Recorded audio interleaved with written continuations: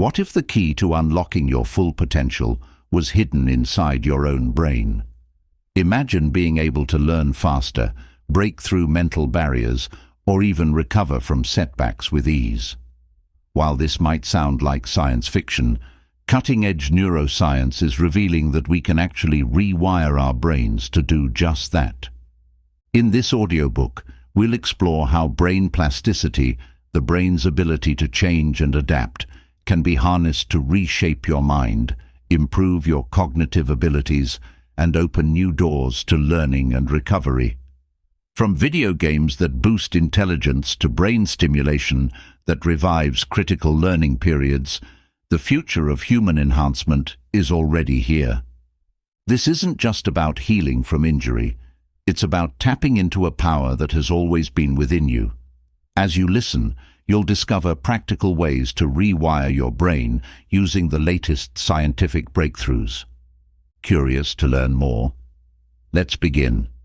Your brain is about to change in ways you never thought possible. Throughout history, humanity has always been fascinated by the idea of enhancing its own abilities.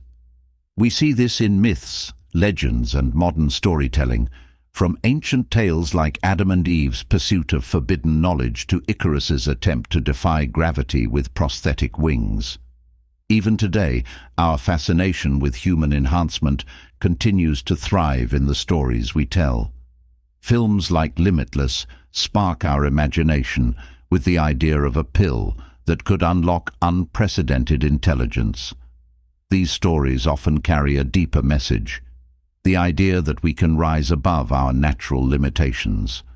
But unlike these tales of fiction, modern science is revealing something much more powerful and real: the potential to enhance ourselves through the manipulation of our own brain structure and function.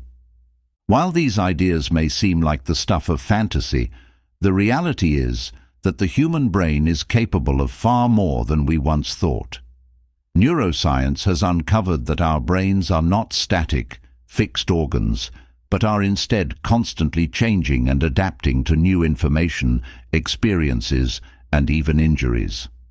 This is the core of what scientists call brain plasticity. It is this very plasticity that allows us to learn new things, form memories, recover from trauma, and, more importantly, reshape and rewire the pathways that dictate our thoughts, habits, and abilities. Consider this. When you learn a new skill or adapt to a new environment, your brain physically changes. Neural circuits strengthen in response to repeated behaviors, creating pathways that help you remember how to do those things better next time. This process is happening at a molecular level all the time, quietly shaping your mind based on what you choose to focus on, what you expose yourself to, and how you challenge yourself. And just as it can shape itself to reinforce positive behaviors, the brain can also adapt to negative patterns, solidifying bad habits or unhelpful ways of thinking. This understanding of plasticity opens the door to a remarkable realization. You have the power to change your brain, and in doing so, change your life. By intentionally guiding the experiences and information you expose your brain to, you can reshape it to enhance your strengths, overcome your weaknesses, and unlock new potential. This is not just theory. It is the basis of groundbreaking research in neuroscience that is already being applied in fields like education, mental health, and physical rehabilitation. Yet, the power of brain plasticity goes beyond personal development. The same principles that allow us to learn new languages or pick up a new skill can also help us recover from traumatic brain injuries, restore lost motor functions, or even help mitigate conditions like depression and anxiety. Neuroscientists are discovering that the brain is far more resilient than previously thought, and by tapping into this resilience, we can push the boundaries of human potential. For decades, scientists have been trying to understand how to unlock the full potential of the brain, and the discoveries are now beginning to bear fruit. In labs across the world, researchers are exploring tools like video games, brain stimulation, and pharmaceuticals to enhance the brain's natural plasticity.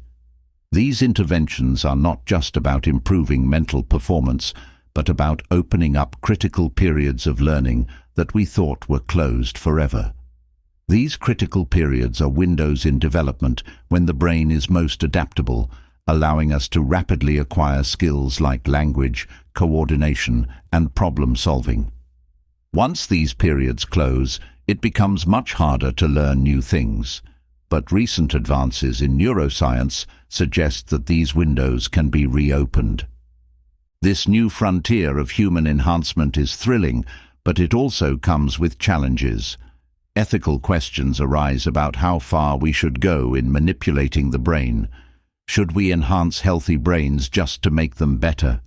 What are the long-term effects of using pharmaceuticals or brain stimulation to boost cognitive abilities? As we journey through this audiobook, these questions will serve as important guideposts, reminding us that while the potential for brain enhancement is enormous, it is a power that must be wielded carefully. Ultimately, this exploration is not just about technology or science, it's about you. It's about how you can take control of your brain's natural ability to change and improve. The process of rewiring your brain isn't quick or easy, but with the right tools and understanding, you can harness the power of plasticity to reshape your mind, enhance your life, and achieve things you never thought possible. The journey to rewiring your brain begins here, with the knowledge that the potential already exists inside of you. At the heart of this exploration lies a powerful concept, brain plasticity or neuroplasticity, which is the ability of the brain to reorganize itself by forming new neural connections. But how exactly does this work, and why is it so important? To understand this, let's take a closer look at the science behind brain plasticity. The human brain is composed of approximately 100 billion neurons, each of which can connect to thousands of other neurons through structures called synapses. These connections form vast networks that control everything from your ability to walk and talk to your memory and emotional responses. What's fascinating is that these neural connections are not fixed. They are constantly changing based on your experiences, behaviors, and even thoughts. When you learn something new, neurons communicate by firing electrical signals across synapses, strengthening the pathways between them. The more you repeat a behavior or practice a skill, the stronger and more efficient those neural connections become.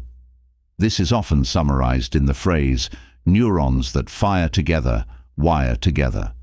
Conversely, connections that are rarely used may weaken or be pruned away entirely. This adaptability allows the brain to not only learn new skills, but also to recover from injury and adapt to new environments. One of the most significant discoveries in neuroscience is that brain plasticity is not limited to childhood. For a long time, it was believed that the brain was most plastic during early development, particularly during critical periods when children's brains are highly adaptable. These critical periods are when young children learn languages effortlessly, pick up motor skills quickly, and absorb information like sponges. However, as we age, it becomes more challenging to learn new things, leading to the assumption that the brain hardens over time. But research over the past few decades has shattered this belief. While it's true that critical periods represent times of heightened plasticity, it's now clear that the adult brain remains plastic throughout life. This means that even as adults, we can rewire our brains, form new neural connections, and enhance our cognitive abilities. However, the process requires more effort than it does during childhood. It involves focused practice, deliberate learning, and sometimes the aid of external tools to boost the brain's adaptability. This brings us to the idea of reopening critical periods. Critical periods are like windows of opportunity for rapid learning, and brain development. Once these windows close, it becomes harder to acquire certain skills, like perfect pitch or native-level fluency in a second language. But scientists are discovering that it may be possible to reopen these windows in adulthood through various methods. Brain stimulation techniques, such as transcranial magnetic stimulation, TMS, and transcranial direct current stimulation, TDCS, have shown promise in enhancing plasticity. These techniques involve applying low levels of electrical or magnetic stimulation to specific areas of the brain, which can increase its ability to form new connections. Pharmaceuticals are also being explored as a means to enhance plasticity. Certain drugs can modulate neurotransmitters, chemicals in the brain that facilitate communication between neurons, and make the brain more receptive to change. These drugs, when paired with learning or rehabilitation activities, could potentially reopen critical periods and make it easier to learn new skills or recover from injury. The idea of reopening critical periods is revolutionary. It suggests that, with the right tools and techniques, adults can regain the brain's youthful ability to adapt and learn. This opens up exciting possibilities, not just for those recovering from brain injuries, but for anyone looking to enhance their cognitive abilities. However, the science of brain plasticity is still in its early stages, and there's much we don't yet know about the long-term effects of manipulating these processes. What we do know is that the brain is incredibly resilient and capable of far more than we once believed. The journey to rewiring your brain starts with understanding this remarkable adaptability and learning how to harness it effectively. Now that we've explored the remarkable concept of brain plasticity and the idea of reopening critical periods, let's dive deeper into how we actually learn and remember. It's one thing to know that your brain can change, but understanding the mechanics of how it happens is crucial for learning to harness these changes effectively. At the core of learning and memory is the idea of synaptic plasticity, which is how neurons communicate with one another. Synapses, the connections between neurons, play a central role in this process. When you encounter new information or learn a new skill, your neurons fire electrical impulses across these synapses. If the information or skill is repeated often enough, the connection between those neurons becomes stronger, making it easier to recall the information or perform the skill in the future. Imagine learning to play a musical instrument for the first time. At first, your fingers fumble and your mind struggles to process the notes. But with repeated practice, your brain forms stronger neural connections between the areas that control finger movement, memory, and auditory processing. Over time, these connections become so well established that playing the instrument becomes almost automatic. This is your brain rewiring itself to become more efficient at a specific task. The same principle applies to memory. When you try to remember something, whether it's a fact you learned or an experience you had, your brain relies on the strength of the synaptic connections associated with that memory. The more often you revisit or rehearse that memory, the stronger and more accessible it becomes. This process is known as long-term potentiation, which is the long-lasting strengthening of synapses based on recent patterns of activity. In simpler terms, it's how your brain locks in important information. But memory is not just about repetition. Another important factor is emotion. Research has shown that emotionally charged experiences are often remembered more vividly than neutral ones. This is because emotional events activate the amygdala, a part of the brain that plays a key role in processing emotions. When the amygdala is activated, it sends signals to the hippocampus, which is responsible for forming new memories. This emotional boost creates stronger synaptic connections, making the memory more likely to be stored long-term. This is why we remember the day we received great news or a traumatic event more clearly than what we had for breakfast last week. Emotions enhance the brain's ability to retain information. So, one strategy for improving memory and learning is to attach emotional significance to what you're trying to learn. By doing this, you engage more areas of the brain, which strengthens the memory-forming process. But how does this all relate to rewiring your brain? The key takeaway is that the more you practice, repeat, and emotionally engage with what you're learning, the more you can reshape your neural pathways. Whether it's learning a new skill, building better habits, or overcoming unproductive thought patterns, the brain's ability to change and strengthen synapses can be a powerful tool. However, there's more to learning and memory than just repetition and emotion. The timing of your learning also matters. Scientists have discovered that learning is more effective when it is spaced out over time rather than crammed into a short period. This is known as the spacing effect, and it's one of the most well-documented phenomena in educational psychology.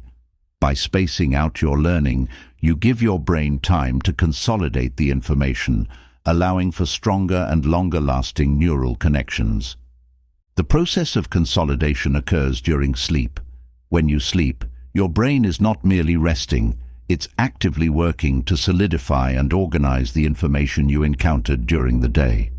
During deep sleep, the brain replays the neural patterns that were activated while you were awake, reinforcing and optimizing the synaptic connections formed during learning. This is why a good night's sleep is essential for effective learning and memory retention.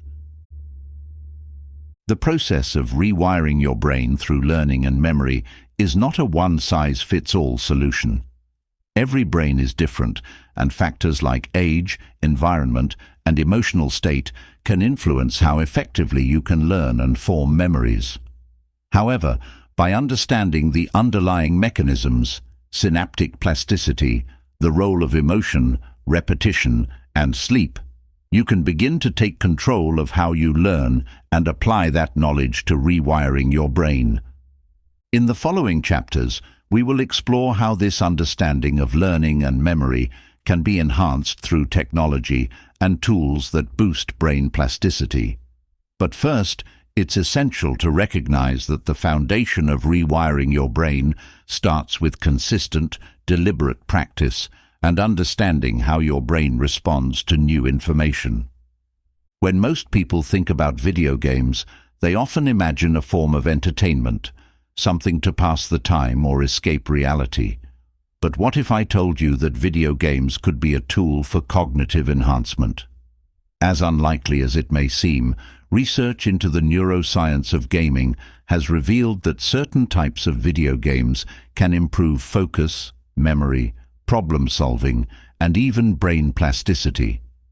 It's important to recognize that not all video games are created equal. Some are designed to engage specific cognitive functions, while others merely provide entertainment without much mental stimulation. The key lies in understanding the kind of games that challenge the brain and promote growth. Action games, for example, which require quick decision-making, fast reflexes, and spatial awareness, have been shown to enhance attention and problem-solving abilities. Games that focus on puzzles and strategy, like Tetris or chess simulators, can also improve cognitive flexibility and memory by requiring players to adapt to new patterns and think several steps ahead. One of the reasons video games can be such powerful cognitive tools is because they engage the brain's reward system. Games are designed to be immersive and rewarding, providing immediate feedback on the player's actions. This feedback stimulates the release of dopamine, a neurotransmitter that plays a key role in motivation, learning, and reward. The dopamine release reinforces the neural pathways involved in the game, making it easier to improve performance over time. For instance, when you successfully complete a challenging level in a video game, your brain releases dopamine as a reward. This encourages you to keep playing, and in doing so, you continue to strengthen the neural circuits involved in the specific cognitive skills the game requires. Over time, this repeated activation and reinforcement can lead to lasting changes in brain structure and function. In other words, your brain is being rewired without you even realizing it.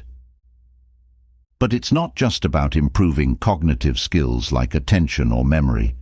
Video games can also stimulate neuroplasticity, helping the brain adapt to new challenges. A study conducted by neuroscientists at the University of California found that older adults who played a specific type of video game designed to improve multitasking showed significant improvements in their cognitive function. More importantly, brain scans revealed that their brains had physically changed, with increased activity in regions associated with attention and working memory. This is where video games show real promise for brain enhancement. By engaging players in mentally challenging tasks and providing rewards, games can help stimulate the brain's natural plasticity, encouraging it to adapt and grow in response to new challenges. This is particularly important as we age.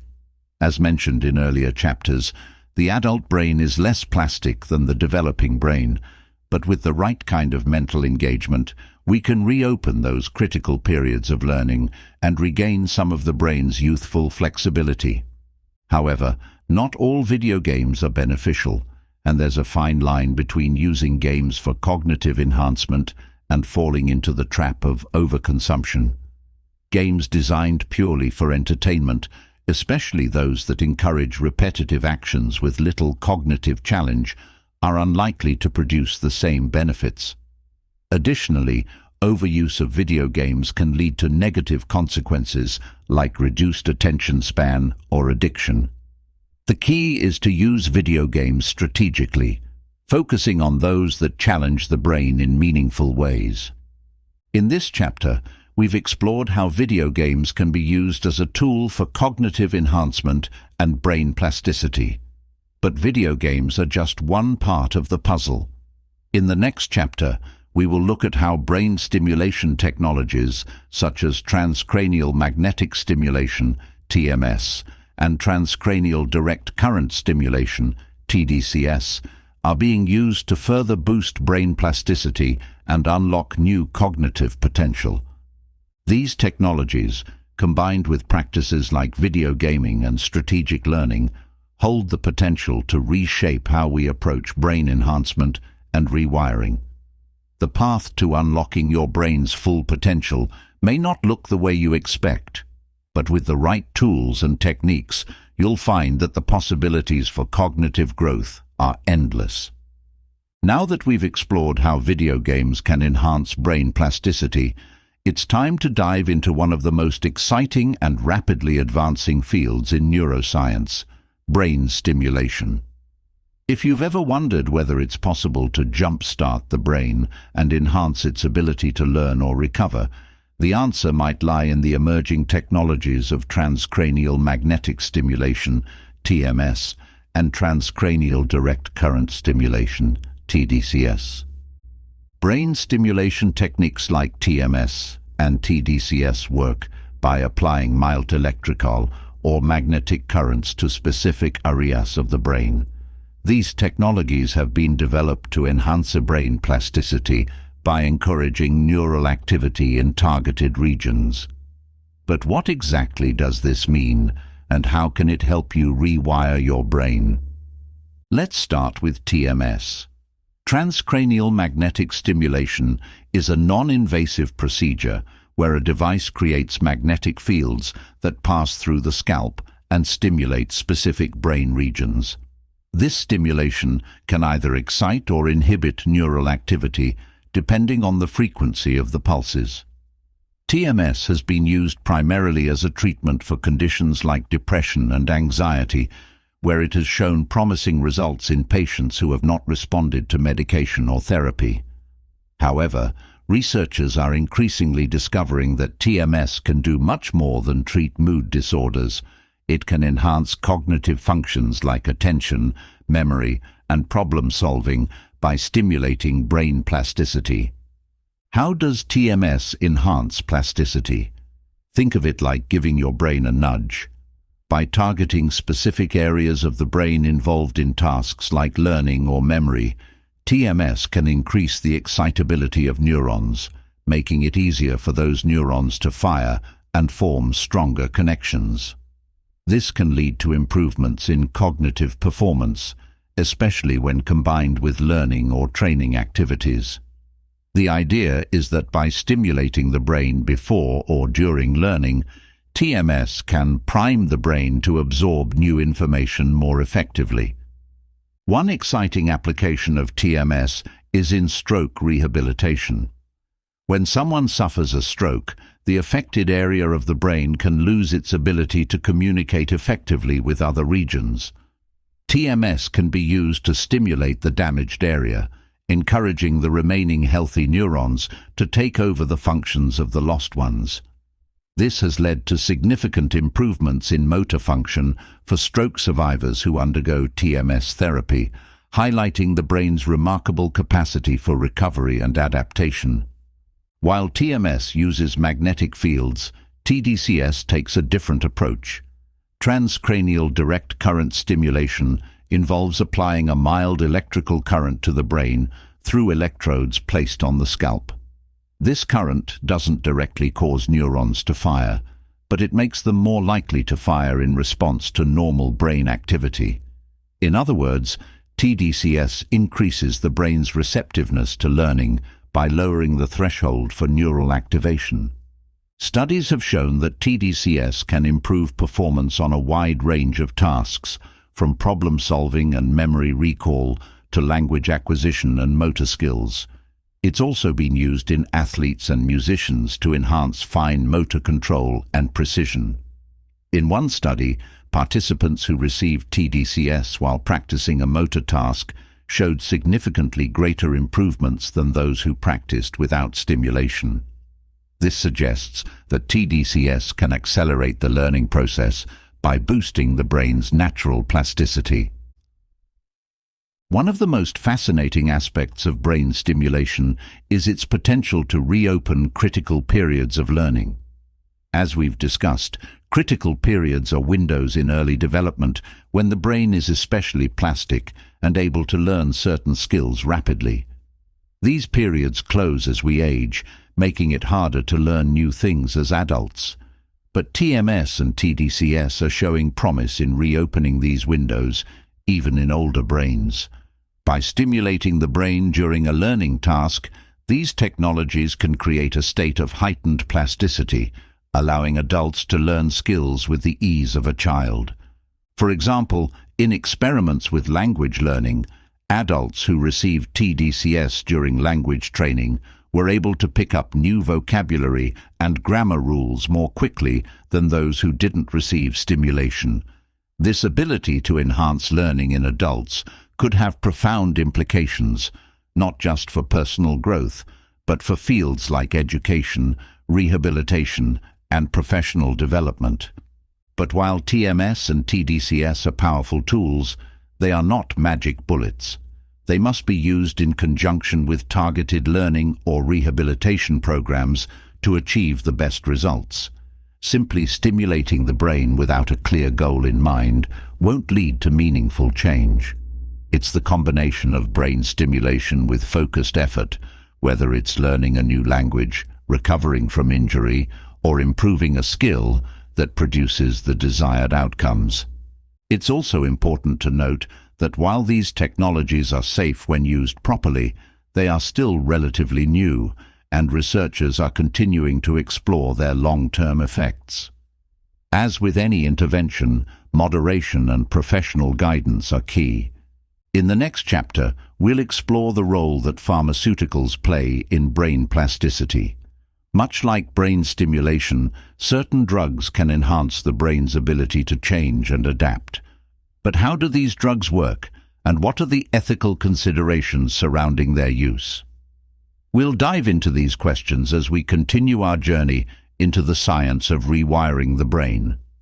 While brain stimulation offers a non-invasive way to enhance plasticity, the field of pharmaceuticals is also rapidly evolving to target the brain's ability to adapt and learn. Drugs that modulate neurotransmitters, chemicals that help neurons communicate, can dramatically enhance brain plasticity, particularly when paired with learning or rehabilitation efforts. For decades, researchers have been exploring how pharmaceuticals can be used to manipulate the brain's natural plasticity. Initially, many of these drugs were developed to treat neurological and psychiatric conditions, but their potential goes far beyond simply treating disorders. Some medications can enhance learning, improve memory, and even reopen critical periods, allowing the brain to adapt more easily to new challenges. One of the most well-known classes of drugs used to enhance plasticity is nootropics, often referred to as smart drugs. Nootropics include substances like caffeine, nicotine, and prescription medications like modafinil and Adderall, which are commonly used to improve focus, alertness, and cognitive performance. While these drugs don't directly change the brain's structure, they do boost neurotransmitter activity, making it easier for neurons to fire and form new connections. For example, modafinil, a drug originally developed to treat narcolepsy, has gained popularity as a cognitive enhancer.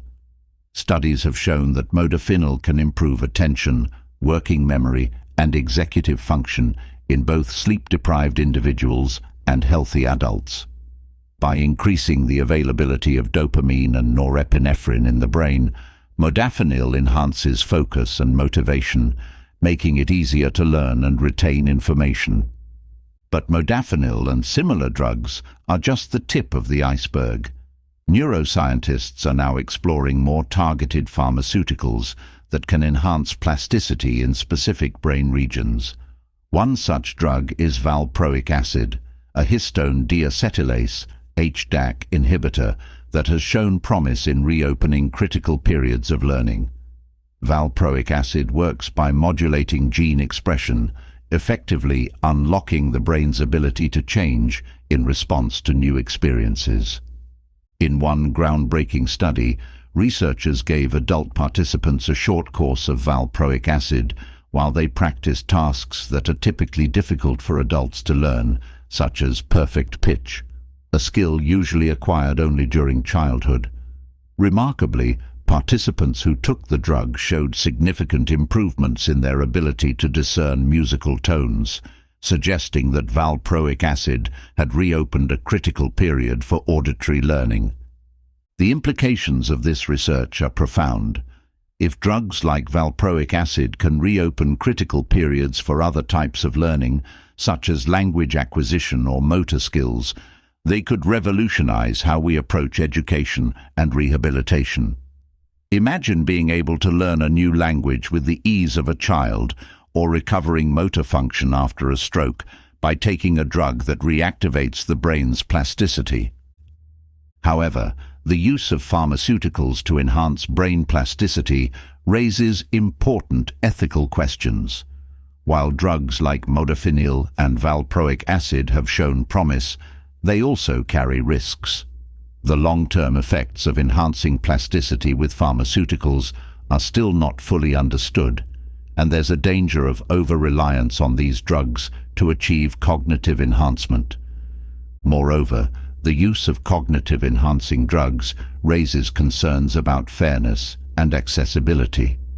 If certain individuals or groups have access to drugs that enhance their cognitive abilities, will this create a new kind of inequality?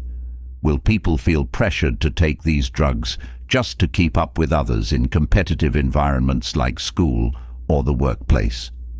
These questions underscore the need for caution and thoughtful consideration when using pharmaceuticals for brain enhancement.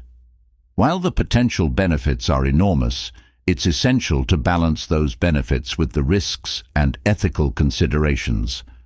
As we move forward in our exploration of how to rewire the brain, it's clear that the tools at our disposal, whether they are brain stimulation, pharmaceuticals, or learning strategies, offer unprecedented opportunities to enhance our cognitive abilities.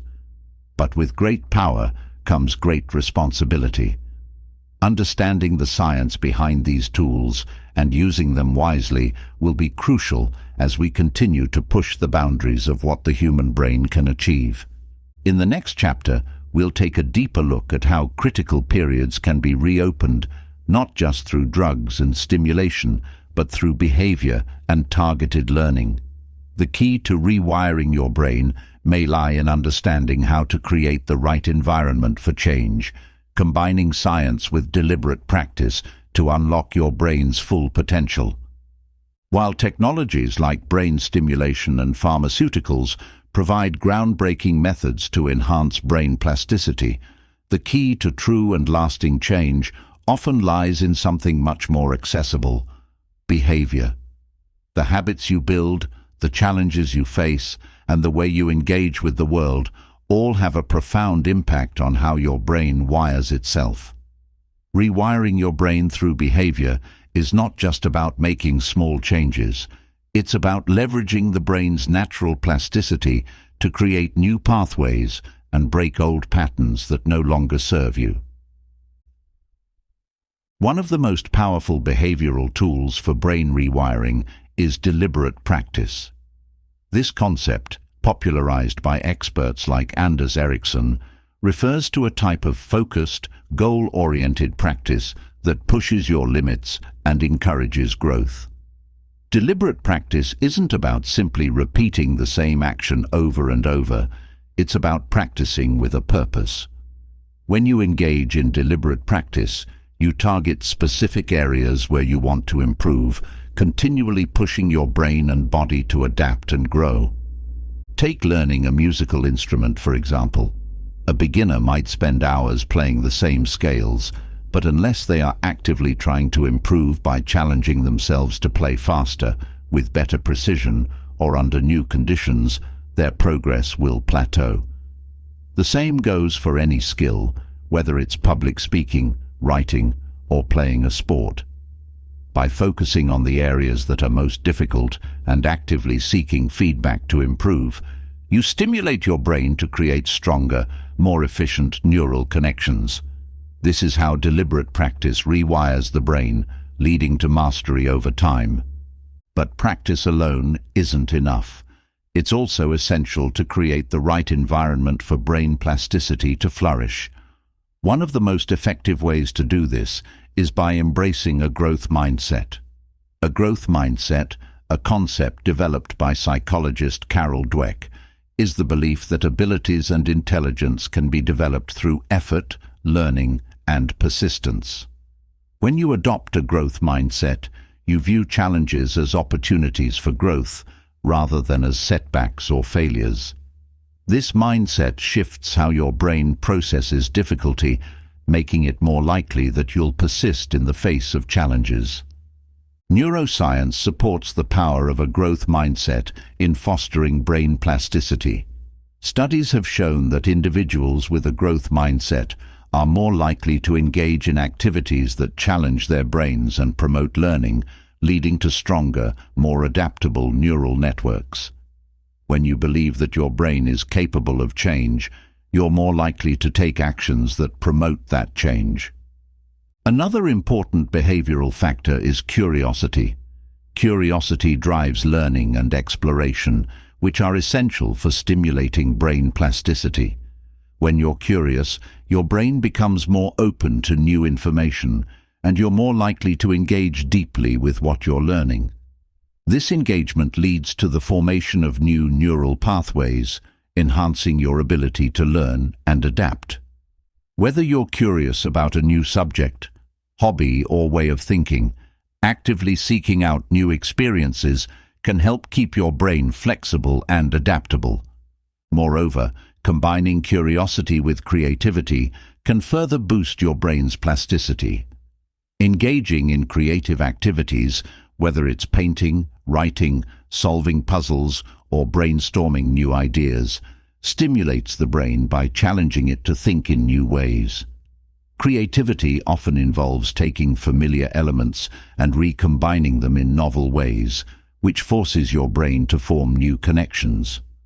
Over time, this kind of thinking strengthens your brain's ability to adapt, making it easier to approach problems from different angles. Physical activity also plays a crucial role in rewiring your brain. Exercise doesn't just benefit your body, it's one of the most effective ways to promote brain health and plasticity. Aerobic exercise in particular has been shown to increase the production of brain-derived neurotrophic factor, BDNF, a protein that supports the growth and survival of neurons. Regular exercise enhances neurogenesis, the creation of new neurons, and strengthens synaptic connections, improving learning, memory, and cognitive function. In addition to physical activity, mindfulness practices like meditation can have profound effects on brain plasticity. Studies on meditation have shown that it can lead to structural changes in the brain, particularly in areas related to attention, emotion regulation, and self-awareness. By practicing mindfulness, you train your brain to focus and remain present, which can help you break free from negative thought patterns and foster more adaptive ways of thinking. Meditation also enhances the brain's ability to recover from stress, which is crucial for maintaining long-term cognitive health. The combination of these behaviors, deliberate practice, adopting a growth mindset, staying curious, engaging in creativity, exercising regularly, and practicing mindfulness, creates an environment where your brain can thrive.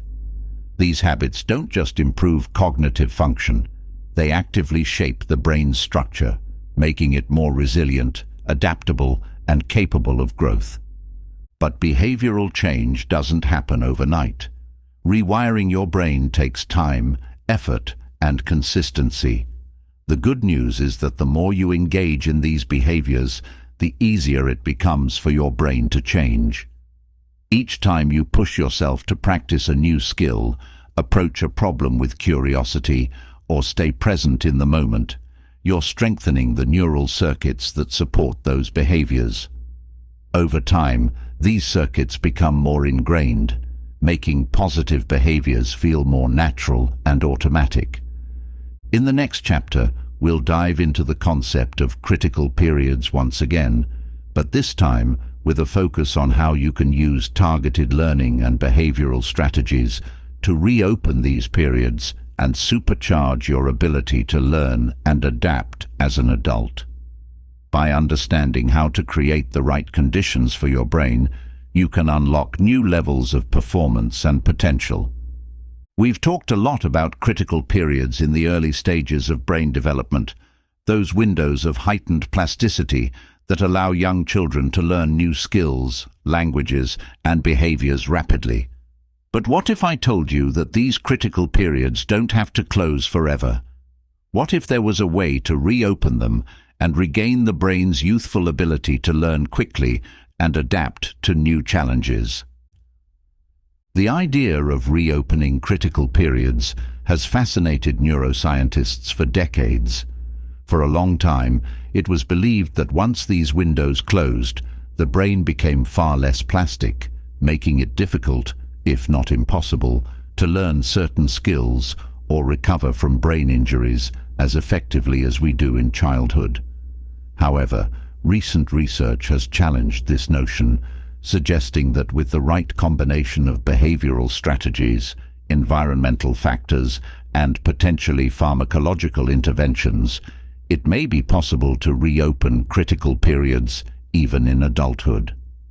At the heart of reopening critical periods is the concept of neuromodulation. Neuromodulators are chemicals in the brain that influence how neurons communicate with one another. These chemicals, such as dopamine, serotonin, and acetylcholine, play a crucial role in regulating brain plasticity. By modulating the levels of these neurotransmitters, the brain can become more plastic and more receptive to learning new things.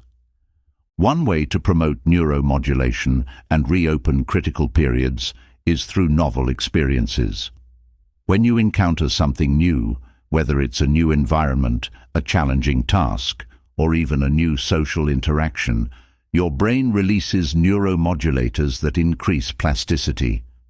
This is why traveling to a foreign country, learning a new language, or picking up a new hobby can feel so mentally stimulating. Your brain is adapting to the unfamiliar, and this heightened plasticity makes it easier to learn. Another strategy is intensive practice during periods of heightened plasticity. Neuroscientists have found that certain tasks, particularly those that require sustained attention and effort, can induce temporary critical periods in the adult brain. For example, learning a new skill, such as playing an instrument or mastering a new language, can temporarily open a window of plasticity, allowing the brain to reorganize itself more effectively. This is why immersive experiences, where you fully engage with a new skill or environment, can lead to rapid learning and adaptation. But these windows don't stay open forever. To make the most of them, it's essential to engage in deliberate, focused practice during these periods. The brain is most plastic when it is challenged, so the key to reopening critical periods is to continually push yourself beyond your comfort zone. This could mean taking on increasingly difficult tasks, seeking feedback to improve, and staying consistent with your practice. In some cases, external interventions like brain stimulation or pharmaceuticals can enhance these periods of plasticity, as we discussed in earlier chapters.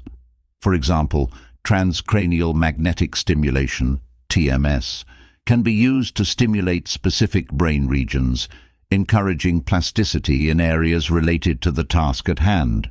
Likewise, certain drugs can modulate neurotransmitters, making the brain more receptive to learning during critical periods. But perhaps one of the most effective ways to reopen critical periods is through environmental enrichment. In studies with animals, researchers have found that enriched environments, those that provide opportunities for exploration, social interaction, and problem-solving, promote brain plasticity and enhance learning. The same is true for humans. By surrounding yourself with stimulating environments and engaging in diverse experiences, you can encourage your brain to adapt and grow. For example, if you want to learn a new language, immersing yourself in the culture and environment where the language is spoken can significantly enhance your ability to learn. This is why language immersion programs are so effective. They create an enriched environment that forces the brain to adapt to new linguistic and cultural challenges. The same principle applies to any skill you want to learn. By placing yourself in environments that challenge you, you increase the likelihood that your brain will reopen critical periods and become more plastic. In the next chapter, we'll explore how to take these insights into critical periods and apply them to real-world learning. You'll discover how to create a personalized plan for rewiring your brain, combining behavioral strategies, environmental factors, and even technology to maximize your brain's potential for growth and adaptation. Now that we've explored how to reopen critical periods and the behavioral strategies that can supercharge brain plasticity, it's time to shift our focus to how you can create a personalized plan for rewiring your brain. The process of reshaping neural pathways is not a one-size-fits-all journey. It's deeply individualized, and understanding how to tailor your approach is key to achieving long-term success. The first step in crafting a personalized brain rewiring plan is to identify your goals. Do you want to learn a new skill, improve your memory, change an ingrained habit, or overcome a mental block? Your goals will determine the strategies you should employ. For example, if you're focused on learning a new language, your plan might prioritize immersive experiences and targeted practice. If your goal is to break a bad habit, you might focus more on behavior modification techniques and mindfulness practices. Once you've identified your goals, the next step is to assess your current behaviors, habits, and environment. Ask yourself, what are the things I'm currently doing that might be holding me back? Are there certain habits that reinforce negative thought patterns? Is my environment conducive to growth, or is it filled with distractions and stresses that hinder my progress? This reflection is essential because your brain is constantly rewiring itself based on what you do day in and day out. By identifying the behaviors and environmental factors that are keeping you stuck, you can begin to make changes that align with your goals. An important element of this assessment is recognizing the difference between fixed and growth mindsets within yourself. As we touched on earlier, a fixed mindset is the belief that your abilities and intelligence are static, while a growth mindset believes that you can improve through effort and learning. If you notice that you're approaching challenges with a fixed mindset, perhaps by avoiding difficult tasks or giving up easily, it's time to shift your perspective. Adopting a growth mindset will not only improve your ability to learn, but also foster the brain's capacity for plasticity. After assessing your current behaviors and mindset, it's time to optimize your environment. This step is often overlooked, but it's incredibly important because your surroundings have a profound impact on your brain's ability to adapt. Think about your daily environment, your home, your workspace, and the people you interact with regularly. Are these environments helping or hindering your growth? If you want to rewire your brain, you need to surround yourself with stimuli that encourage positive change. One way to do this is by creating an enriched environment. In neuroscience studies, animals in enriched environments, ones filled with physical and social stimulation, show greater levels of brain plasticity compared to those in isolated or unstimulating environments. The same is true for humans. By adding variety and challenges to your daily life, you stimulate different areas of your brain and encourage new neural connections. You can achieve this by exposing yourself to new experiences, such as learning a new hobby, taking on a mentally stimulating project, or surrounding yourself with intellectually curious people. Along with optimizing your environment, you'll need to structure your practice. Whether your goal is to build a new skill or break a bad habit, repetition and consistency are key. The brain thrives on patterns, and the more you repeat a behavior, the more entrenched the neural connections associated with that behavior become. However, not all practice is created equal. To truly rewire your brain, you need to engage in deliberate practice, that is, practice with a clear goal, focused attention, and feedback. Deliberate practice requires you to stretch beyond your comfort zone. For example, if you're learning a new skill, it's important to progressively increase the difficulty of your practice sessions. This forces your brain to continually adapt, forming stronger connections that support mastery. Likewise, if you're trying to break a habit, it's essential to recognize when you fall back into old patterns and deliberately choose alternative actions that align with your new goals. The key is to stay mindful during this process, constantly pushing yourself to improve and learn from mistakes. It's also important to understand the role of rest and recovery in brain rewiring. While deliberate practice is essential, so too is giving your brain time to consolidate what you've learned. As we mentioned in earlier chapters, the brain strengthens and solidifies neural connections during periods of rest, particularly during sleep. This means that getting enough sleep and incorporating downtime into your routine is crucial for long-term brain plasticity. Additionally, incorporating mindfulness practices can enhance your ability to rewire your brain. Mindfulness, whether through meditation or other forms of focused awareness, has been shown to improve attention, reduce stress, and promote emotional regulation. By practicing mindfulness, you train your brain to stay present and focus on the task at hand, which in turn strengthens neural connections related to attention and emotional control. This can be particularly helpful if you're trying to change negative thought patterns or manage stress, as mindfulness helps you become more aware of your internal reactions and enables you to respond in more adaptive ways. Finally, to maximize your brain rewiring efforts, it's important to track your progress. Keeping a journal or log of your daily behaviors, thoughts, and practice sessions can help you stay accountable and notice patterns in your development. Over time, you'll be able to reflect on what's working and what needs adjustment, making it easier to refine your approach and continue progressing toward your goals. By following these steps, identifying your goals, assessing your current behaviors, optimizing your environment, engaging in deliberate practice, incorporating rest and mindfulness, and tracking your progress, you create a personalized plan that aligns with your brain's natural capacity for change. Remember, the key to successful brain rewiring is consistency and intentionality. With the right strategies in place, you can reshape your brain to support the life you want to live. In the next chapter, we'll explore how mental and emotional states influence brain plasticity.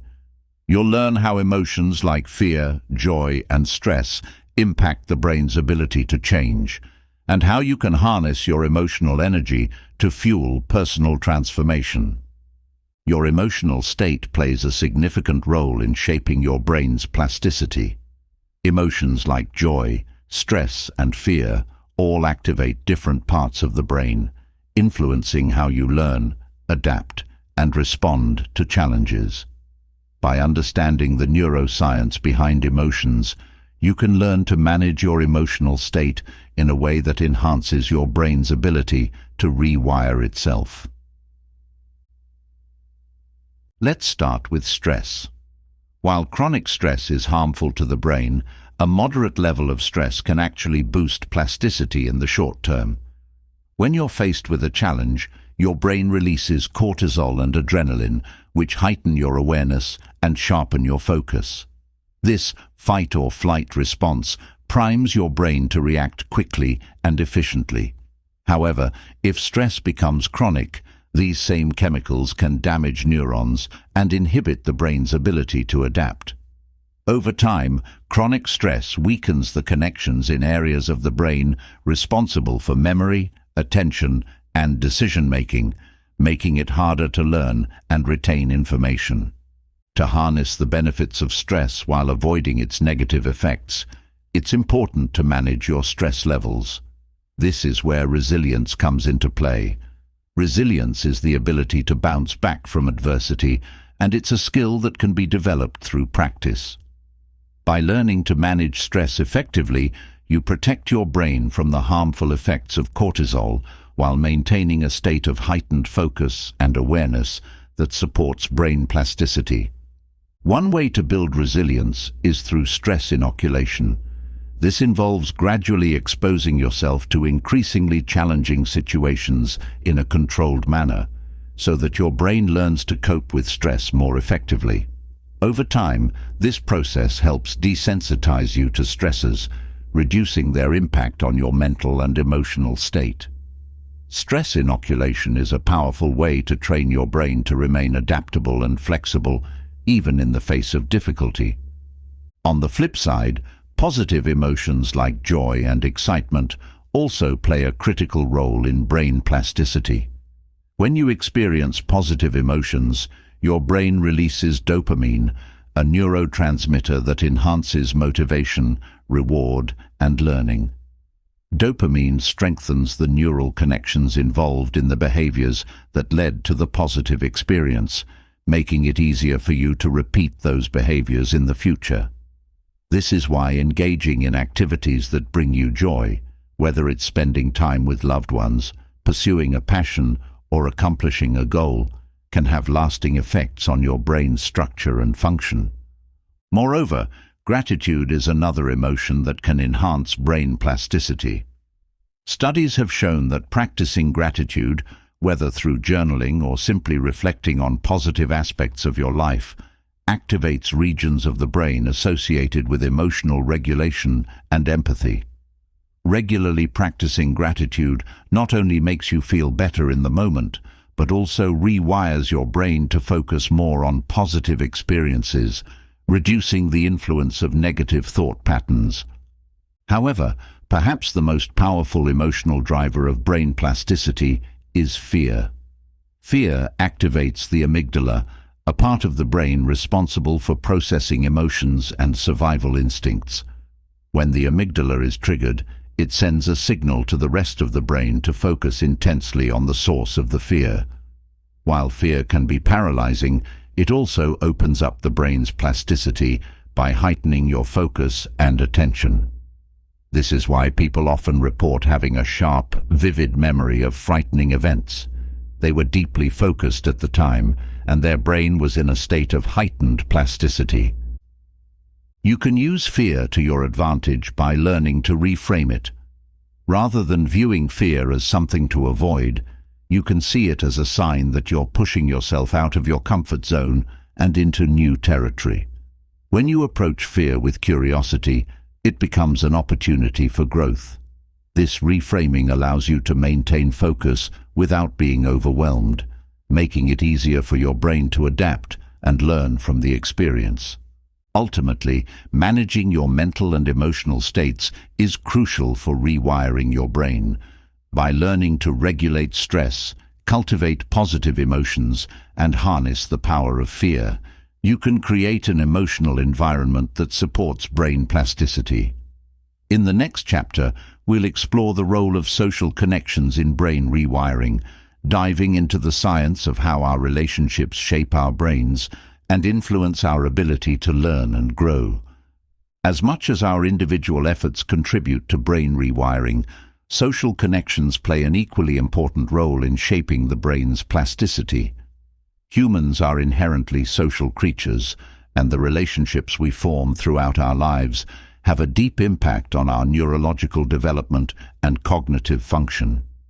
From childhood to adulthood, our brains are constantly being influenced by the people around us, whether it's through learning from others, seeking emotional support, or simply engaging in social interactions. One of the most significant ways social connections influence brain plasticity is through mirroring. The brain contains special cells called mirror neurons, which fire both when we perform an action and when we observe someone else performing that same action. These neurons are essential for learning through imitation, and they play a critical role in the development of skills, language, and social behaviors. In fact, much of what we learn as children comes from observing others and mirroring their actions, thoughts, and emotions. As adults, mirror neurons continue to shape our behavior. When we interact with others, our brains are constantly mirroring the people around us, which is why emotions and behaviors can be contagious. If you spend time with people who are enthusiastic, curious, and growth-oriented, your brain is more likely to adopt those same traits. On the other hand, if you're surrounded by negativity or toxic relationships, your brain will reflect those influences, making it harder to maintain a positive and growth-oriented mindset. This is why the quality of your relationships is so important for brain plasticity. Positive social connections stimulate the release of oxytocin, often referred to as the love hormone or bonding hormone. Oxytocin plays a crucial role in forming social bonds, promoting trust, and reducing stress. When oxytocin is released, it lowers cortisol levels, helping to counteract the negative effects of stress on the brain. This hormone enhances feelings of connection and security, which in turn supports brain health and plasticity. But social connections do more than just make us feel good. They actually enhance our brain's ability to adapt and learn. Studies have shown that people with strong social networks tend to have better cognitive function and are less likely to experience cognitive decline as they age. This is because social interaction keeps the brain active and engaged, constantly challenging it to adapt to new situations and information. One fascinating example of how social connections impact the brain is through language learning.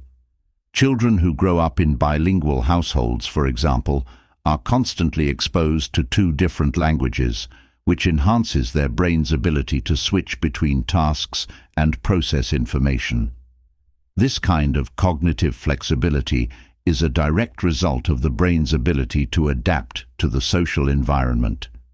Similarly, adults who engage in meaningful conversations, debate ideas, or learn new languages are exercising their brain's plasticity by challenging it to understand and respond to different perspectives.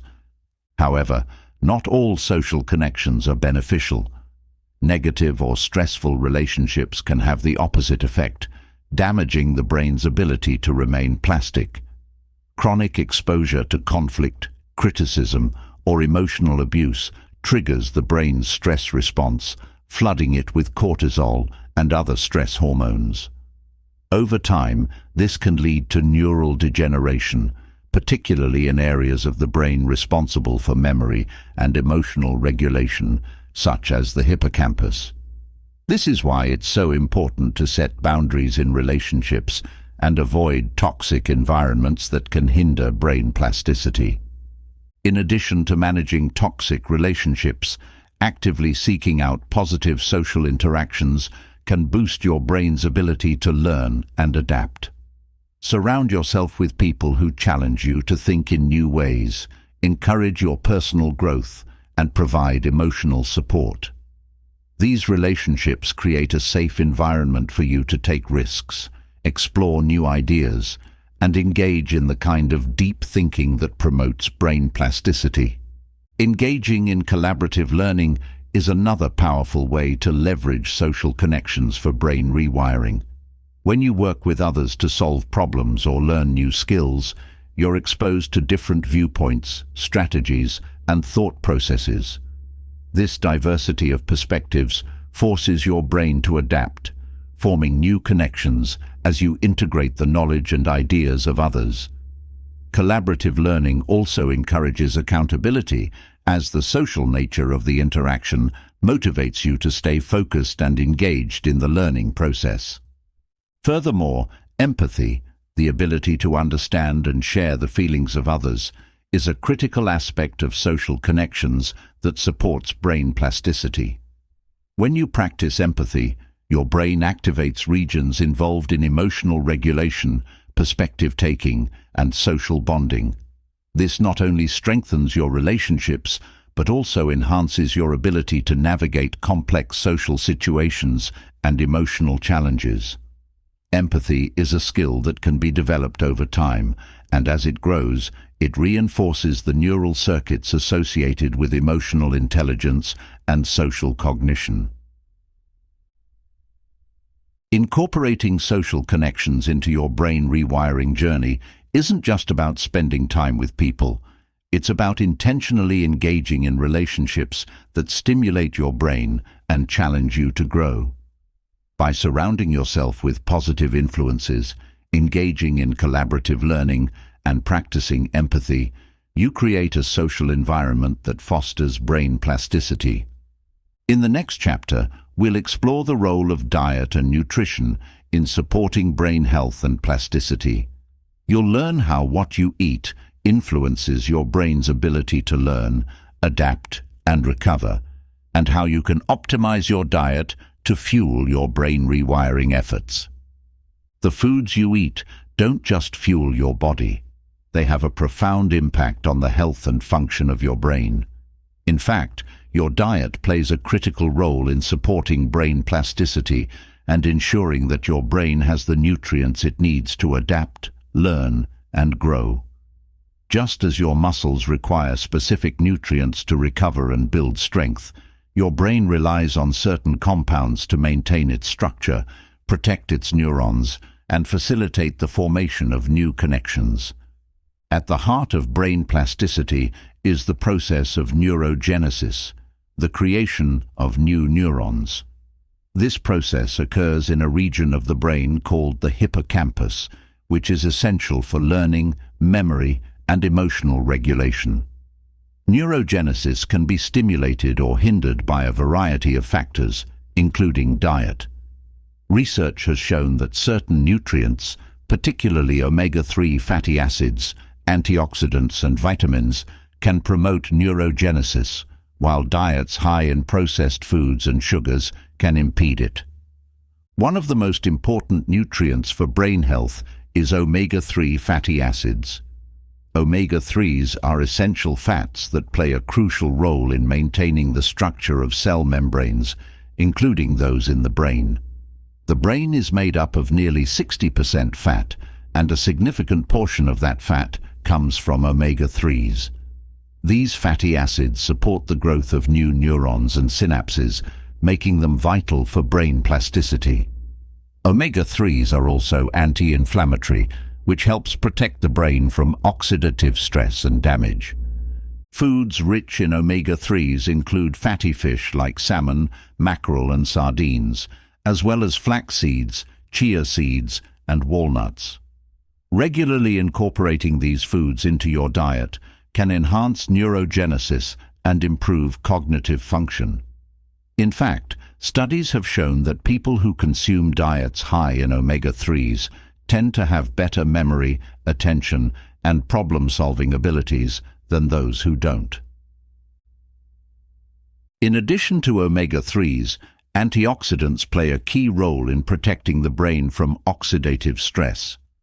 Oxidative stress occurs when there is an imbalance between free radicals, unstable molecules that can damage cells, and antioxidants, which neutralize free radicals. The brain is particularly vulnerable to oxidative stress because of its high energy demands and the presence of delicate neurons.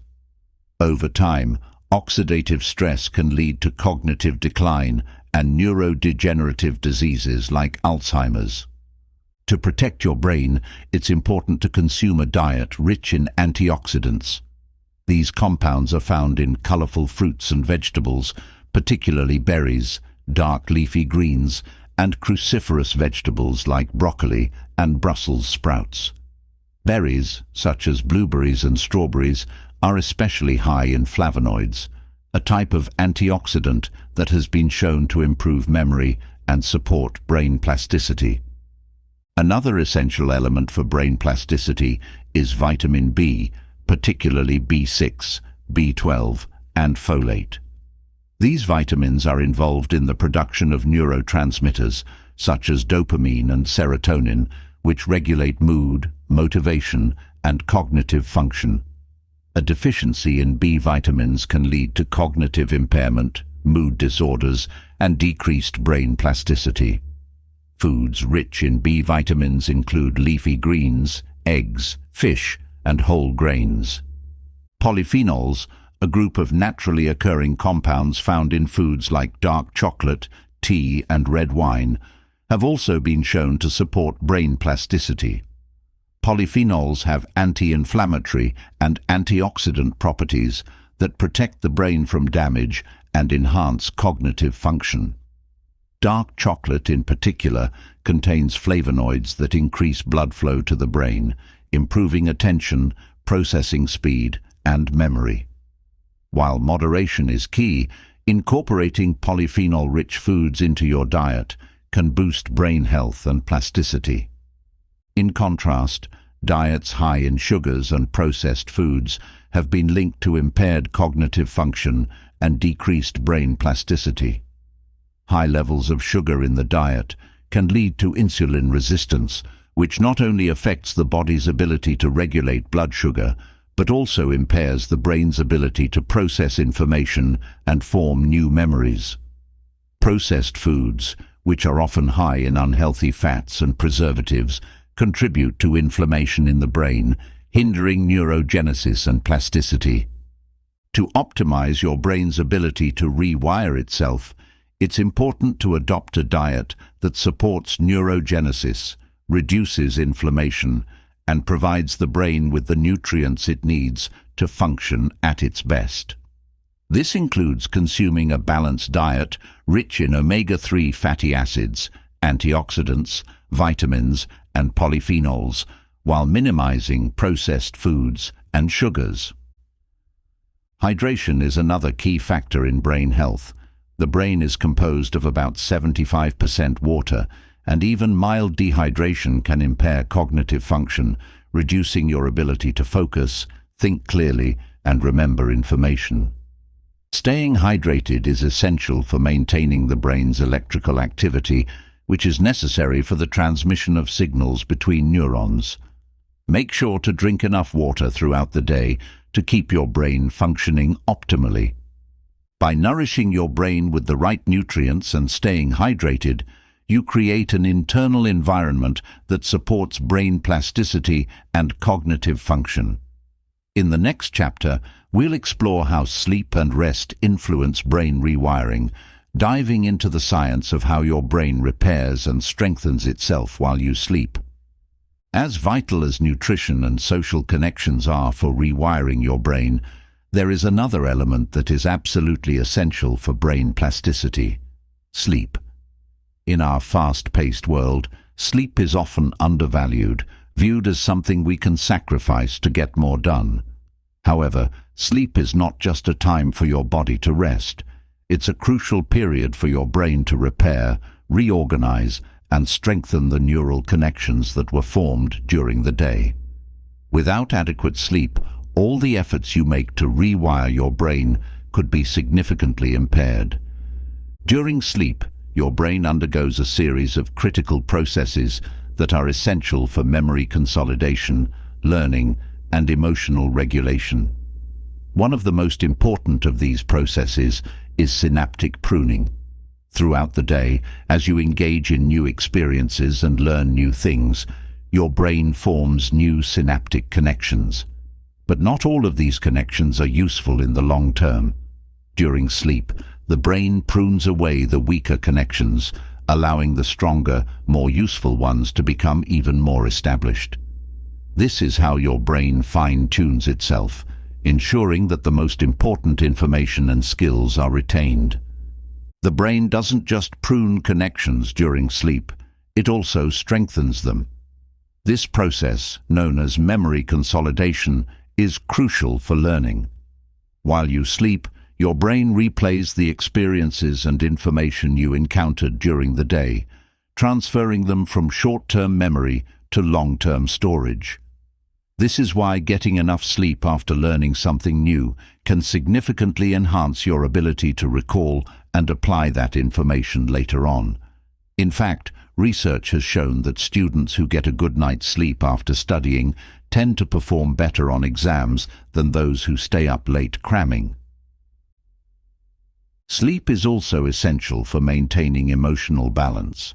The brain regions responsible for regulating emotions, such as the amygdala and prefrontal cortex, undergo significant activity during sleep. This is particularly true during REM sleep, the stage of sleep associated with dreaming. REM sleep allows your brain to process emotions and experiences, helping you to make sense of complex feelings and reducing emotional reactivity.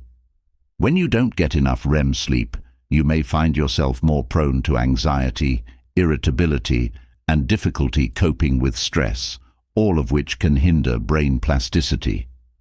But how much sleep is enough? While the exact amount can vary depending on individual needs, most adults require between 7 and 9 hours of sleep per night to function at their best. Anything less than this can lead to cognitive decline, reduced memory retention, and impaired problem-solving abilities.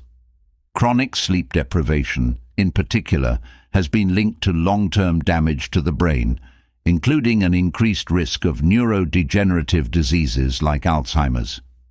The quality of your sleep is just as important as the quantity. To maximize the brain rewiring benefits of sleep, it's crucial to focus on improving your sleep quality.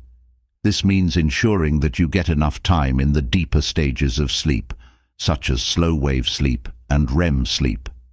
Slow-wave sleep, which occurs during the first half of the night, is when the brain clears out waste products and toxins, while REM sleep, which occurs during the later stages of the night, is essential for memory consolidation and emotional processing. There are several ways to improve your sleep quality and support brain plasticity. First, it's important to establish a consistent sleep schedule. Going to bed and waking up at the same time each day helps regulate your body's circadian rhythm, making it easier to fall asleep and wake up naturally. Consistency is key here. Even on weekends or days off, try to stick to your sleep schedule as closely as possible. Creating a sleep-friendly environment is also crucial. This means eliminating distractions like noise and light, which can disrupt your sleep cycles. Consider investing in blackout curtains, earplugs, or a white noise machine to create a quiet, dark, and peaceful sleeping environment. Additionally, keeping the bedroom cool, around 60 to 67 degrees Fahrenheit, has been shown to improve sleep quality, as your body temperature naturally drops during sleep. Limiting screen time before bed is another important factor in improving sleep quality. The blue light emitted by phones, tablets, and computers interferes with the production of melatonin, the hormone that regulates sleep. To avoid this, try to reduce screen exposure at least an hour before bed. Instead, engage in relaxing activities like reading, journaling, or practicing mindfulness to help signal to your brain that it's time to wind down. For those who struggle with falling asleep, practicing mindfulness and relaxation techniques can be incredibly helpful. Deep breathing exercises, progressive muscle relaxation, and guided meditation can calm the mind and body, making it easier to drift into a restful sleep. These techniques also help reduce stress, which, as we've discussed, is one of the major factors that can disrupt brain plasticity. Sleep is your brain's natural way of recovering, reorganizing, and preparing for the challenges ahead. Without it, your brain cannot effectively consolidate memories, regulate emotions, or support the processes required for plasticity. By prioritizing sleep and adopting habits that promote high-quality rest, you can give your brain the best chance to rewire itself for optimal performance. In the next chapter, we'll explore how physical movement and exercise can further enhance brain plasticity, helping you to not only strengthen your body, but also improve your cognitive abilities and overall brain health. The connection between physical exercise and brain health is profound, and it's one of the most effective ways to support brain plasticity. While we often think of exercise as a way to strengthen muscles and improve physical fitness, its benefits extend far beyond the body. In fact, regular physical activity has been shown to enhance cognitive function, improve memory, and even stimulate the growth of new neurons in the brain. One of the key ways exercise supports brain plasticity is by increasing the production of brain-derived neurotrophic factor, BDNF. BDNF is a protein that plays a critical role in the growth, maintenance, and survival of neurons. It helps strengthen existing synapses and encourages the formation of new ones, which is essential for learning, memory, and overall cognitive function. Essentially, BDNF acts like a fertilizer for your brain, nourishing neurons and promoting their health and plasticity. Aerobic exercise in particular is known to boost BDNF levels. Activities like running, swimming, cycling, and even brisk walking increase blood flow to the brain, delivering oxygen and nutrients that enhance brain function. Studies have shown that people who engage in regular aerobic exercise tend to have higher levels of BDNF and experience better cognitive performance, particularly in areas related to memory and executive function. Exercise also stimulates neurogenesis, the creation of new neurons, particularly in the hippocampus. As we discussed in earlier chapters, the hippocampus is a crucial area of the brain responsible for memory and learning. By promoting neurogenesis, exercise helps maintain and even improve your brain's ability to store and recall information. This is especially important as we age, since neurogenesis naturally declines over time.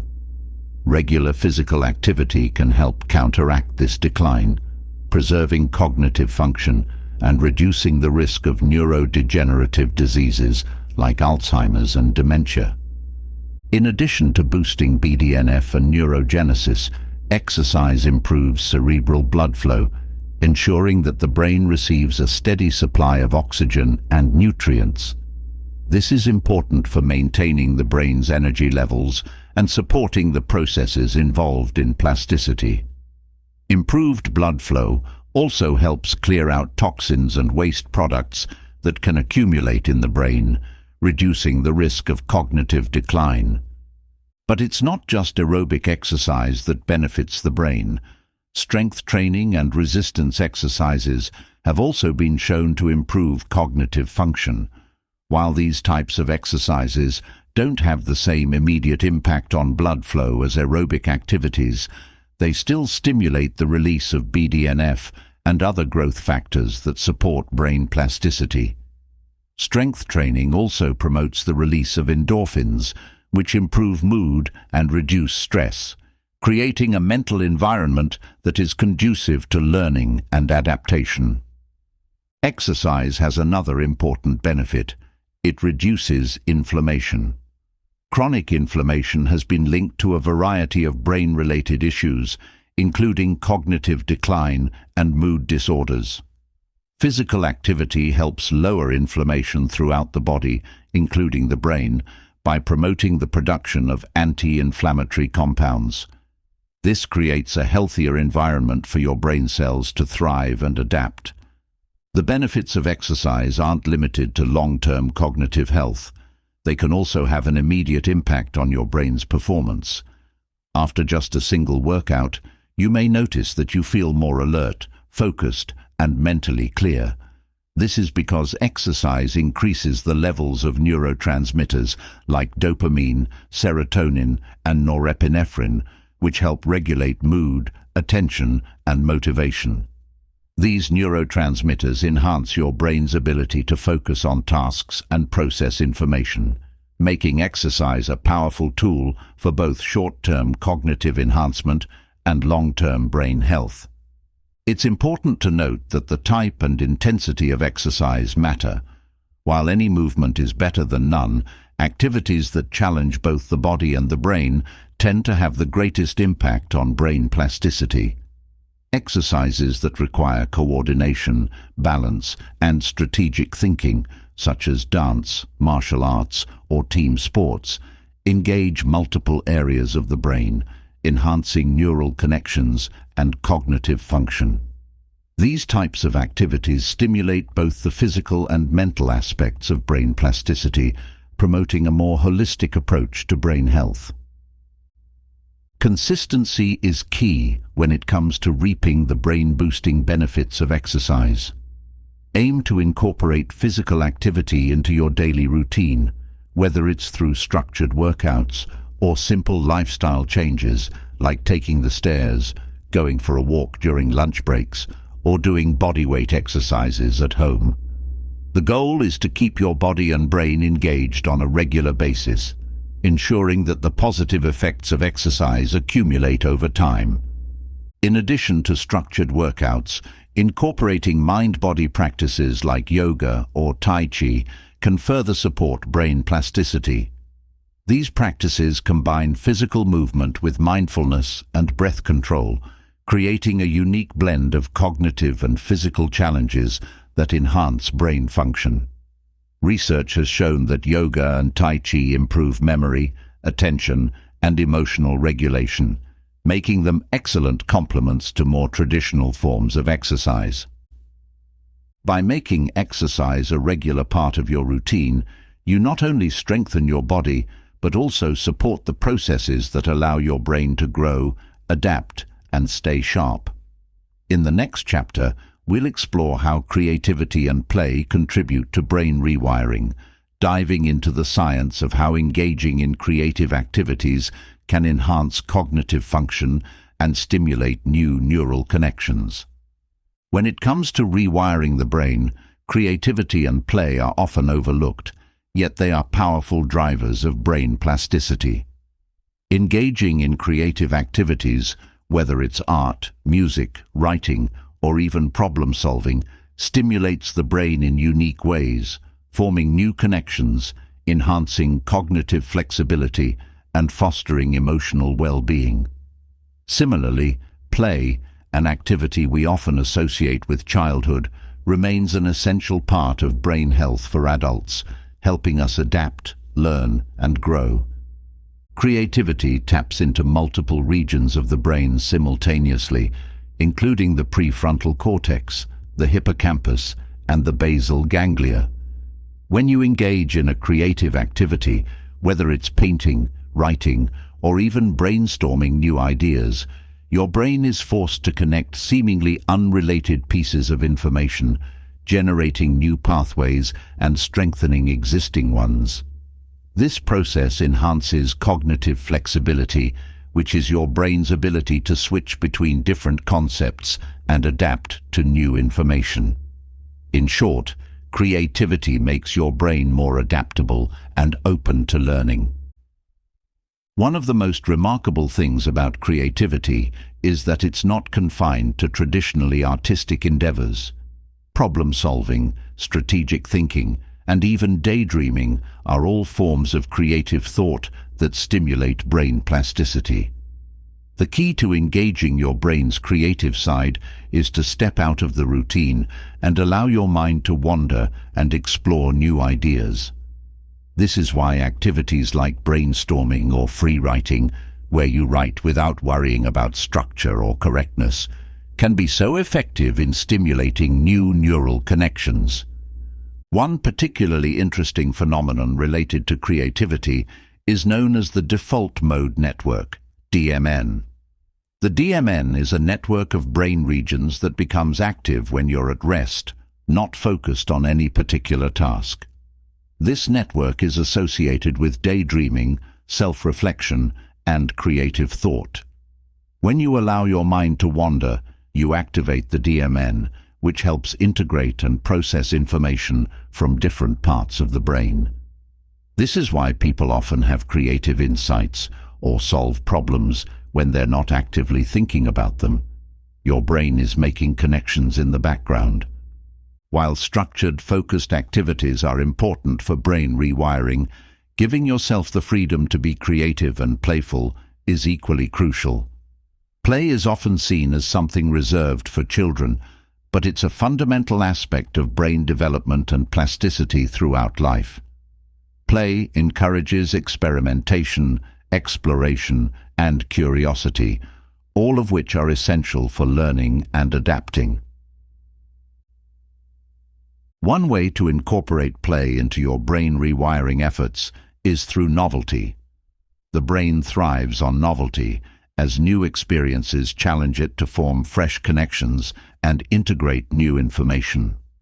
This doesn't mean you need to take up a brand new hobby every week, but incorporating elements of playfulness and exploration into your daily routine can make a big difference. For example, you might try approaching a familiar task in a new way, exploring a creative project you've never attempted before, or simply allowing yourself to daydream without a specific goal in mind. Another important aspect of play is the element of risk and failure. When we play, especially as children, we take risks, whether it's trying to balance on one foot, solve a puzzle, or build something out of blocks. And often we fail, but that's the point. Play allows us to experiment without the fear of real-world consequences, teaching us resilience and adaptability. As adults, we sometimes lose this willingness to experiment because we become afraid of failure. But when you allow yourself to fail in the context of play, your brain becomes more open to new possibilities and better equipped to handle challenges in other areas of life. There's also growing evidence that engaging in group play or collaborative creative activities can enhance brain plasticity even further. Activities that involve teamwork, like playing a sport, engaging in a creative project with others, or even playing a board game, challenge your brain to navigate social dynamics, solve problems, and adapt to changing situations. These activities stimulate the prefrontal cortex, the area of the brain responsible for decision-making, social behavior, and problem-solving. Creativity and play also have profound effects on emotional regulation. Engaging in creative activities and play releases dopamine, the feel-good neurotransmitter associated with pleasure and reward. This not only boosts your mood, but also enhances your brain's capacity for learning. Dopamine strengthens the connections between neurons, making it easier to recall information and apply it in new contexts. This is why creative activities and playful experiences are so effective at reinforcing learning and making new information stick. One of the best ways to foster creativity and play in your life is through a practice known as divergent thinking. Divergent thinking is the ability to generate multiple solutions to a single problem, and it's a hallmark of creative thought. Rather than trying to find the right answer, divergent thinking encourages you to explore many possibilities, no matter how unconventional they may seem. You can practice divergent thinking by asking open-ended questions, challenging your assumptions, and brainstorming new approaches to everyday tasks. Additionally, engaging in mindful creativity, where you combine creative activities with mindfulness practices, can further enhance brain plasticity. For example, mindful drawing, where you focus on the process rather than the outcome, can help quiet the mind and reduce stress while still stimulating new neural connections. Similarly, activities like mindful movement or dancing, where you focus on the sensations in your body, can help integrate mind and body, promoting overall brain health. Ultimately, creativity and play are essential for keeping your brain flexible, adaptable, and open to new experiences. By allowing yourself to engage in creative activities, explore new ideas, and approach challenges playfully, you enhance your brain's capacity for growth and learning. In the next chapter, we'll dive into the role of mindfulness and meditation in brain rewiring, exploring how these practices can help you cultivate focus, reduce stress, and support long-term cognitive health. Mindfulness and meditation have become increasingly popular in recent years, and for good reason. These practices are not just about finding inner peace or reducing stress. They have profound effects on the brain's structure and function, making them powerful tools for brain rewiring. Through mindfulness and meditation, you can enhance focus, emotional regulation, and self-awareness, all while promoting the brain's natural capacity for plasticity. At its core, mindfulness is the practice of paying attention to the present moment without judgment. This sounds simple, but in a world full of distractions and constant mental chatter, staying fully present can be challenging. However, this practice has powerful effects on the brain, particularly in areas related to attention, memory, and emotional regulation. One of the primary benefits of mindfulness is its ability to strengthen the prefrontal cortex, the part of the brain responsible for executive functions like decision-making, focus, and impulse control. When you practice mindfulness, you're essentially training your brain to stay focused on one task or sensation at a time. This helps to strengthen the neural connections in the prefrontal cortex, making it easier to focus and resist distractions in everyday life. In addition to improving focus, mindfulness also reduces emotional reactivity. The practice of observing your thoughts and feelings without judgment allows you to become more aware of your emotional responses and gives you the space to choose how to react, rather than simply reacting on autopilot. This has profound implications for brain plasticity, as it helps reduce the stress and anxiety that can hinder the brain's ability to adapt and learn. One of the most well-researched benefits of mindfulness and meditation is their ability to reduce stress. Chronic stress, as we've discussed earlier, can have damaging effects on the brain, impairing memory, attention, and emotional regulation.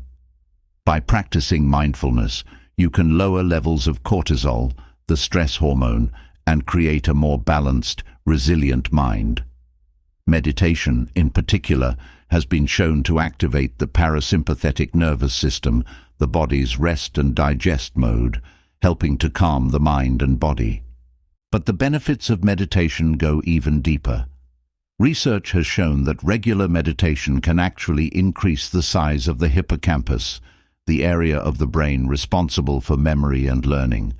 It also strengthens the connections between the hippocampus and the amygdala, the brain's emotional center, helping to regulate emotions more effectively.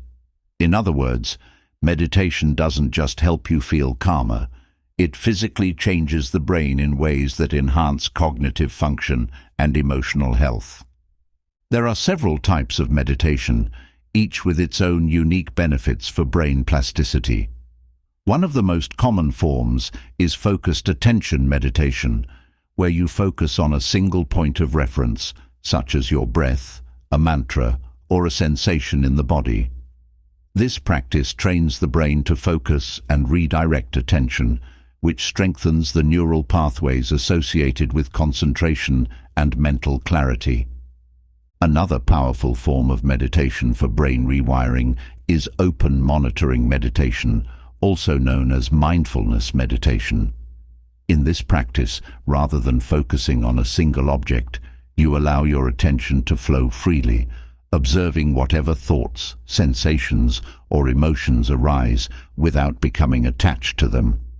This form of meditation helps you become more aware of your internal experiences, promoting self-awareness and emotional intelligence. A third form of meditation that has been shown to promote brain plasticity is loving-kindness meditation. In this practice, you focus on cultivating feelings of compassion, love, and kindness, first toward yourself and then toward others. Research has shown that loving-kindness meditation increases positive emotions and strengthens neural connections in areas of the brain associated with empathy and emotional regulation. Regardless of the type of meditation you choose, consistency is key. The more you practice, the more your brain adapts to the changes brought about by mindfulness and meditation. Start small, with just a few minutes a day, and gradually increase the length of your sessions as you become more comfortable with the practice. Incorporating mindfulness into your daily life doesn't necessarily require long meditation sessions.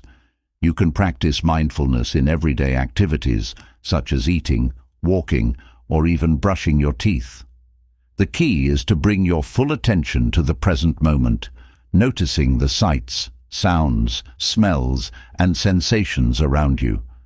This helps train your brain to stay focused and present, even in the midst of a busy day. By practicing mindfulness and meditation regularly, you can create a brain that is more resilient, focused, and adaptable.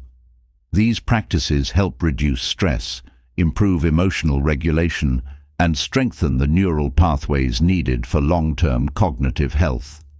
In the next chapter, we'll explore how goal setting and visualization can further enhance brain rewiring, tapping into the brain's natural ability to turn thoughts into action. As we continue our journey into rewiring the brain using neuroscience, it's time to explore the powerful role that goal setting and visualization play in shaping the neural pathways that govern our thoughts, behaviors, and ultimately our lives. While goal setting might seem like a straightforward activity, the way you set goals and envision your success has a profound impact on how your brain wires itself to achieve those outcomes. Visualization, in particular, taps into the brain's natural plasticity, allowing you to mentally rehearse success and reinforce the neural connections that will help you turn those visions into reality. When you set a goal, your brain doesn't just passively store that information. It begins to align your thoughts and behaviors toward achieving that goal. This process starts in the prefrontal cortex, which is responsible for planning and decision-making. The prefrontal cortex works alongside the basal ganglia, a region of the brain involved in habit formation and motor control, to create a mental roadmap for success. Essentially, your brain begins to prime itself for action as soon as you define a clear objective. But setting a goal alone isn't enough. To truly engage the brain's plasticity and turn that goal into a reality, you need to visualize the steps involved and the success that will follow.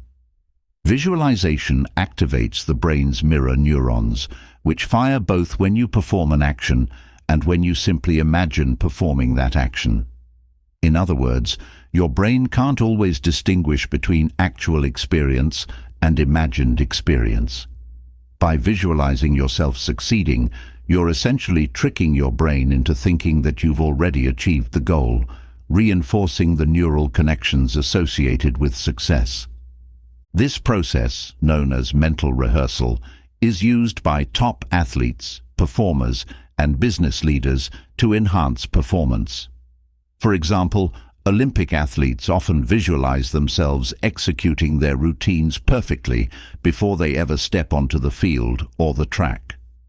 This mental rehearsal strengthens the neural pathways associated with the specific movements they need to perform, making it easier for their brains to guide their bodies when the time comes. You can apply the same principle to your own goals, whether they're related to work, health, personal growth, or any other area of life. One of the most effective ways to engage in visualization is to create a detailed mental image of what success looks and feels like. This goes beyond simply thinking about your goal. Imagine the sights, sounds, emotions, and even the physical sensations associated with achieving it. The more vivid and detailed your mental image, the more your brain will engage in the process. For instance, if your goal is to become more confident in public speaking, visualize yourself standing in front of an audience, feeling calm and in control, speaking clearly and confidently. Imagine the positive reactions from the audience and the sense of accomplishment afterward. This kind of detailed visualization helps reinforce the neural connections associated with confidence and success. Another powerful tool for brain rewiring through goal setting and visualization is the practice of affirmations. Affirmations are positive statements that you repeat to yourself to reinforce the belief that you are capable of achieving your goals. When used consistently, affirmations can help shift your mindset, reducing self-doubt and encouraging a more positive and proactive approach to challenges. This, in turn, strengthens the neural pathways associated with confidence, motivation, and perseverance. It's also important to break down your goals into manageable steps. The brain thrives on small wins, which help build momentum and reinforce the belief that success is possible. Each time you achieve a small milestone, your brain releases dopamine, the reward neurotransmitter, which strengthens the connections associated with positive outcomes. This not only motivates you to continue, but also makes the process of achieving your goal feel more attainable. To make the most of goal setting and visualization, consider incorporating these practices into your daily routine. Spend a few minutes each morning visualizing your goals and mentally rehearsing the steps you need to take to achieve them. You can also use the evening to reflect on your progress and visualize your continued success. By making visualization and affirmations a regular habit, you create a mental environment that supports brain plasticity and moves you closer to achieving your objectives. Finally, remember that setbacks are a natural part of the process. When things don't go as planned, use visualization to reframe the experience as a learning opportunity rather than a failure. By mentally rehearsing how you'll overcome obstacles and bounce back from challenges, you train your brain to stay resilient and adaptable, which is key to long-term success. In the next chapter, we'll explore how habit formation plays a crucial role in rewiring the brain, focusing on the science behind creating lasting changes that align with your goals. Rewiring the brain is not just about making a few short-term changes. It's about creating sustainable habits that support long-term growth and transformation. The brain is constantly adapting to your environment and experiences, and one of the most powerful ways to influence this process is through the formation of habits. Habits allow the brain to automate certain behaviors, freeing up mental energy for more complex tasks. By understanding the science behind habit formation, you can harness the brain's plasticity to create lasting change. At the core of habit formation is the habit loop, which consists of three key components: the cue, the routine, and the reward. The cue is the trigger that initiates the behavior. The routine is the behavior itself, and the reward is the positive outcome that reinforces the habit. This loop is governed by the brain's basal ganglia, which plays a critical role in habit formation and motor control. Once a habit is established, the basal ganglia takes over, allowing the brain to perform the behavior automatically without much conscious effort. One of the reasons habits are so powerful is that they reduce the brain's cognitive load. When a behavior becomes habitual, the brain no longer needs to actively think about it, which conserves mental energy for more demanding tasks. This is why habits are often referred to as the brain's energy-saving strategy. However, the same process that makes habits so efficient can also make them difficult to change. Once a habit is ingrained, the brain resists change because it requires more energy to form a new habit than to continue with the old one. The good news is that by understanding how habits work, you can use this process to your advantage. To form a new habit, you need to create a strong cue that triggers the desired behavior. This could be something as simple as placing your running shoes by the door to remind yourself to exercise, or setting an alarm to signal the start of a new routine. The key is to make the cue as consistent and noticeable as possible, so your brain starts to associate it with the behavior you want to establish. Once the behavior is triggered, the next step is to ensure that the routine itself is enjoyable or at least tolerable. This is where many people go wrong. They try to form habits that are too difficult or unpleasant, which makes the brain resistant to change. To successfully establish a habit, it's important to start small and build gradually. For example, if your goal is to meditate for 30 minutes a day, start with just 5 minutes and gradually increase the duration as the habit becomes more ingrained. This allows the brain to adjust to the new routine without feeling overwhelmed. The final component of the habit loop is the reward. The brain is wired to seek out rewards, and the release of dopamine during pleasurable activities reinforces the habit. To establish a new habit, it's essential to create a reward system that motivates you to stick with the behavior.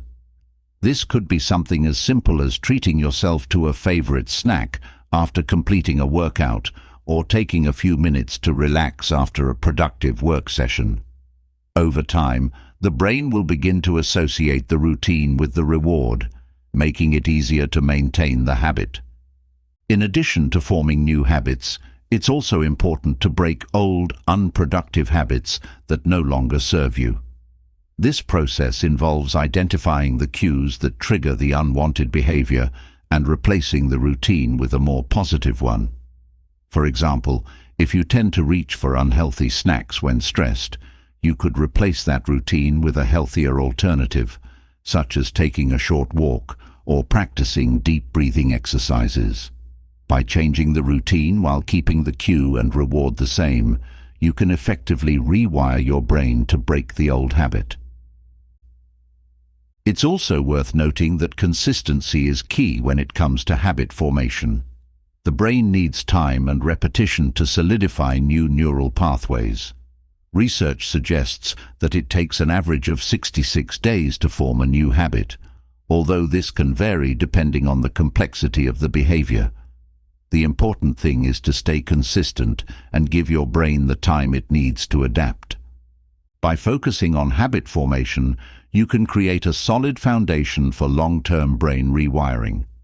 In the final chapter, we'll bring everything together and explore how you can integrate all the strategies discussed throughout this audiobook to create a lasting impact on your brain and life. As we come to the end of this audiobook, I hope you feel inspired and empowered to take control of your brain's incredible capacity to change and grow. Neuroscience has shown us that rewiring the brain is not only possible, but it's something you can actively cultivate through mindful practices, healthy habits, and intentional choices. Remember, the journey toward transformation is ongoing, and each small step brings you closer to your goals.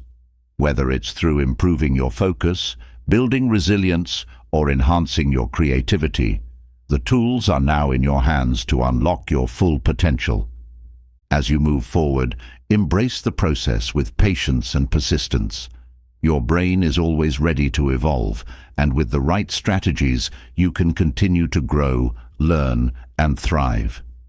Thank you for joining me on this journey, and I wish you the best as you continue to rewire your brain for a brighter, more fulfilling future.